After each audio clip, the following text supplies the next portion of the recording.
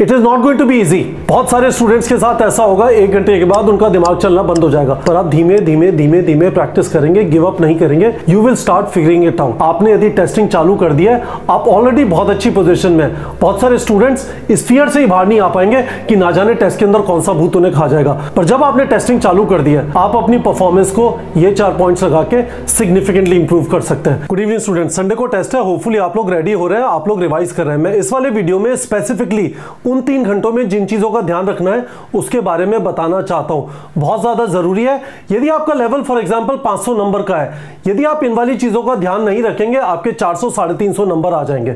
Speed और stamina. Speed का मतलब क्या, हमें 3 घंटे में 180 क्वेश्चन करने हैं। स्टैमिना का मतलब क्या, दिमाग 1 घंटे बाद चलना बंद हो जाता है। तो इन दोनों में से यदि आपको कोई भी प्रॉब्लम होती है, इस वाले वीडियो को एंड तक देखिए। आपको स्क्रीन पे जो 4 पॉइंट दिखाई दे रहे हैं, उससे पहले 2 पॉइंट स्पीड के बारे में और 3 और 4 स्टैमिना के बारे में।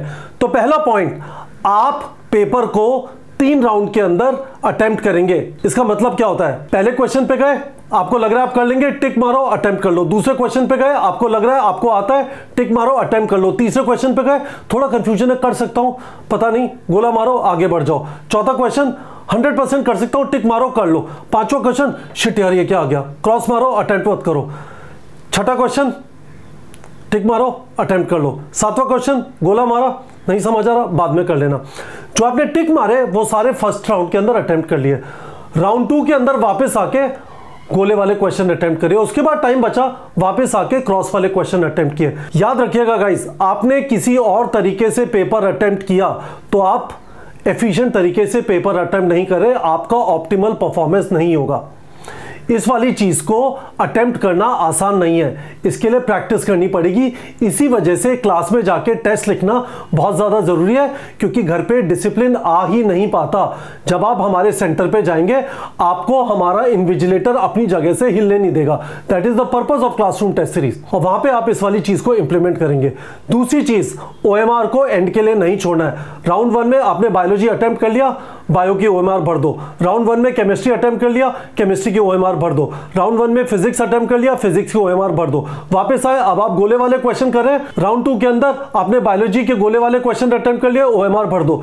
This is the way you are going to ensure कि आपने एंड के लिए OMR नहीं छोड़ी। बहुत सारे स्टूडेंट्स के साथ ये प्रॉब्लम होती है कि OMR की बबलिंग में मिस्टेक हो जाती है, बहुत सारी मेहनत बर्बाद। यही 2 तरीके स्पीड मैनेज करने के, यही 2 तरीके जिनसे टाइम मैनेजमेंट इंश्योर हो पाएगा। होपफुली आप लोग को ये बात समझ में आ गई होगी। प्लीज मुझे वीडियो के कमेंट सेक्शन में प्रॉमिस कर दीजिए, हाँ सर, हर हालत में इस वाली चीज को इंप्लीमेंट करेंगे। अब पॉइंट नंबर 3 और 4 पे आ जाते हैं, जो आपको स्क्रीन पे दिखाई दे रही है। आप अपने साथ 1 लीटर का वाटर बॉटल लेके जाएंगे, नीट एग्जाम के अंदर भी अलाउड होता है। जब भी आपको डिस्ट्रैक्शन हो रहा है, 1 घूंट पानी पी लीजिए। और चौथी चीज जो स्क्रीन पे लिखी हुई है, डीप ब्रेथ, 4-7-8 रूल फॉलो करना है। 4-7-8 का मतलब क्या है, 4 सेकेंड आपने ब्रेथ खींची,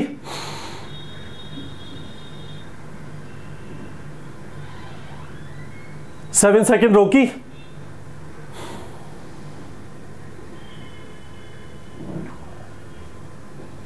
और 8 सेकेंड एक्सेल कर दी।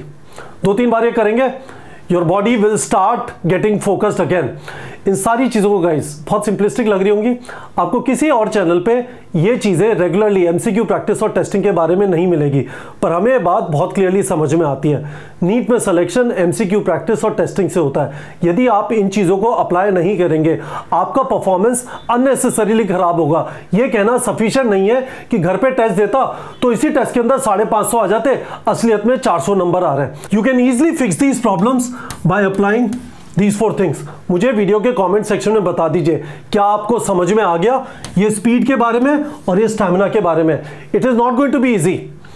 बहुत सारे स्टूडेंट्स के साथ ऐसा होगा, 1 घंटे के बाद उनका दिमाग चलना बंद हो जाएगा, पर आप धीमे धीमे धीमे धीमे प्रैक्टिस करेंगे, गिव अप नहीं करेंगे, you will start figuring it out. आपने यदि टेस्टिंग चालू कर दिया है, आप ऑलरेडी बहुत अच्छी पोजीशन में। बहुत सारे स्टूडेंट्स इस फियर से ही बाहर नहीं आ पाएंगे कि ना जाने टेस्ट के अंदर कौन सा भूत उन्हें खा जाएगा, पर जब आपने टेस्टिंग चालू कर दिया है, आप अपनी परफॉर्मेंस को ये 4 पॉइंट्स लगा के सिग्निफिकेंटली इंप्रूव कर सकते हैं। मुझे वीडियो के कॉमेंट सेक्शन में आपसे जानना है, क्या आपको समझ में आया 3 राउंड में पेपर कैसे करेंगे, क्या आपको समझ में आया कब कब OMR भरना है, क्या आपको समझ में आया कि वाटर बॉटल को कैसे यूज करना है, और क्या आपको 4-7-8 रूल समझ में आया।